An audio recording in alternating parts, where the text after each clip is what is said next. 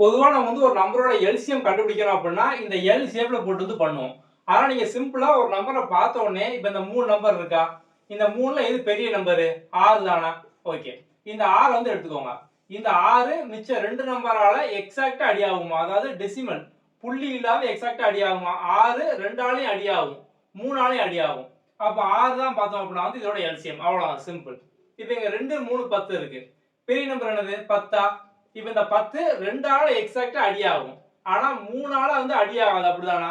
அப்ப என்ன பண்ணும் அப்படின்னா அந்த பெரிய நம்பரை இதுக்கு அடுத்த மடங்கு. சோ 10 அப்படின்னா அதுக்கு அடுத்து என்னது? பிளஸ் 10 20. அதாவது 10 இன்டு 1 10 10 இன்டு 2 20. சோ அதோட மடங்குல டைம்ஸ் நம்ம வந்து பண்ணிட்டே இருக்கணும். சோ 10க்கு அடுத்த மடங்கு 20. இப்ப இந்த 20ஆல அடியாகான்னு பாருங்க. 2 அடியாகும். ஆனா 3 வந்து அடியாகாது. அடுத்து 10ஓட அதுக்கு அடுத்த மடங்கு 30 அப்படிதானே? 10 20 30.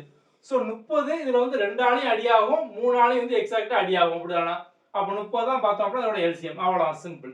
அப்ப நீங்க வந்து பெரிய நம்பரை பார்த்துட்டு ஒண்ணு அதால அடியாகும், இல்ல அதோட மடங்கால அடியாகும். நம்ம அதை வச்சு வந்து கண்டுபிடிச்சிடலாம். இப்போ வந்து 4 6 8 இதோட எல்சிஎம் நீங்க கண்டுபிடிச்சு கீழே கமெண்ட்ல வந்து போடுங்க.